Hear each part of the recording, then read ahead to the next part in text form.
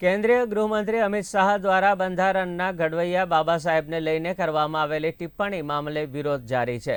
શુક્રવારે મહીસાગરમાં પણ વિરોધ જોવા મળ્યો હતો। મહીસાગર જિલ્લાના મુખ્ય મથક લુણાવાડા ખાતે જિલ્લા કોંગ્રેસ સમિતિ સંગઠન દ્વારા જિલ્લા પ્રમુખ અને ધારાસભ્ય ગુલાબસિંહ ચૌહાણ, સુરેશ પટેલ સહિત જિલ્લાના હોદ્દેદાર, કાર્યકરો અને એનએસયુઆઈના કાર્યકરોએ હાથમાં બેનર લઈ રેલીનું આયોજન કર્યું હતું। લુણાવાડા શહેરના 4 રસ્તા ખાતે સરદાર વલ્લભભાઈ પટેલની પ્રતિમાને પુષ્પાંજલિ અર્પણ કરી રેલી યોજવામાં આવી હતી। આ રેલી શહેરના દસકોલી દરવાજા, કુંવારા ચોક, માંડવી બજાર થઈ આંબેડકર ચોક ખાતે પહોંચી હતી। અહીં બાબા સાહેબને પુષ્પાંજલિ અર્પણ કરી માફી માંગવામાં અમિત શાહ પર દબાણ લવાયું હતું।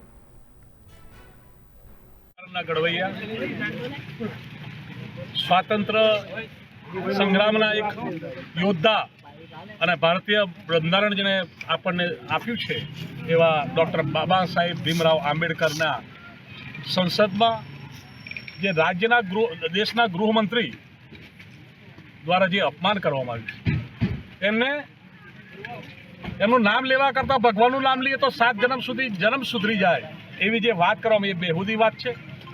ગરીબ પ્રજા, પિછડી પ્રજા, જે પછાત વર્ગની પ્રજા છે અને આમ નાગરિક કોઈ પણ સમાજનો હશે, ઇવન સવર્ણ હશે, એને પણ ગરીબ લોકોને જે અધિકાર આપ્યો છે એ અધિકાર એ બાબા સાહેબે આપ્યો છે। એમનું જે અપમાન કરવામાં આવ્યું છે એ અપમાન કોઈ પણ સંજોગોમાં ચલાવી લેવાય નહીં। અને આવા માણસોને ખરેખર તો બંધારણના જે બિન ભેદભાવ પ્રત્યે વર્તીશું એવું જેને સોગંદ લીધા છે એવા માણસે તાત્કાલિક અસરથી રાજીનામું આપવું જોઈએ અને બાબા સાહેબની માફી માગવી જોઈએ, એવું અમારું કોંગ્રેસ પરિવાર તરફથી એક માગણી છે અને એક પ્રજાની લાગણી છે।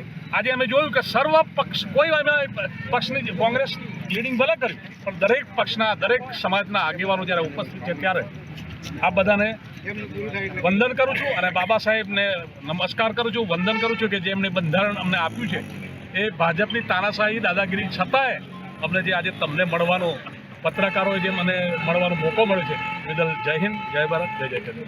આજે જે ઘટનાના સંદર્ભે અહીંયા કોંગ્રેસ કાર્યકરો મહીસાગર જિલ્લામાંથી ઉપસ્થિત થયા છીએ, એ બાબતમાં જે રાહુલ ગાંધીની સામે એફઆઈઆર નોંધાઈ છે, જે તદ્દન ગેરવ્યાજબી અને ખોટી એફઆઈઆર છે।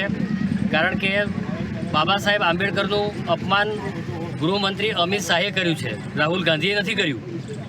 સંસદના ગૃહમાં બેસવું અને આવી બાબા સાહેબ વિશે, જેમને આટલી મોટી લોકશાહીનું બંધારણ લખ્યું, એમના વિશે આપણે જાણતા ના હોઈએ અને અભદ્ર ટિપ્પણી કરવી એ અમિત શાહ માટે નોલેજ નથી એવી બાબત છે। એમને રાહુલ ગાંધીને કોઈપણ ચૂંટાયેલા સંસદમાં પ્રવેશ તો અટકાવી શકવાનો ભાજપના કાર્યકરોને કે અન્ય કોઈપણ પાર્ટીના કાર્યકરોને અધિકાર નથી, કે કોઈ સાંસદોને પણ અધિકાર નથી। એ લોકસભાના સભ્ય છે એટલે સંસદમાં જઈ શકે છે અને એમને ખોટી પ્રવૃત્તિ કરવી છે અને આ તો ચોર કોટવાને દંડે એવી પરિસ્થિતિ આ ભારતીય જનતા પાર્ટીના સાંસદોએ ઊભી કરી છે। એ એમની ધક્કામુક્કીથી પડી ગયા છે। વિડીયો જે ફૂટેજ છે એ જોવામાં આવે તો એમાં રાહુલ ગાંધીની કોઈ ભૂમિકા એમાં છે જ નહીં। એટલે આ જે એમને કાર્યક્રમ કર્યો છે એફઆઈઆરનો, એ તદ્દન ખોટો છે। એમને હંગામો કરવો છે, દેશની પ્રજાનું અદાણી અંબાણી મુદ્દેથી ધ્યાન ભટકાવવું છે અને એમનો રાજકીય રોટલો શેકવો છે, એનાથી વિશેષ બીજું કંઈ છે નહીં।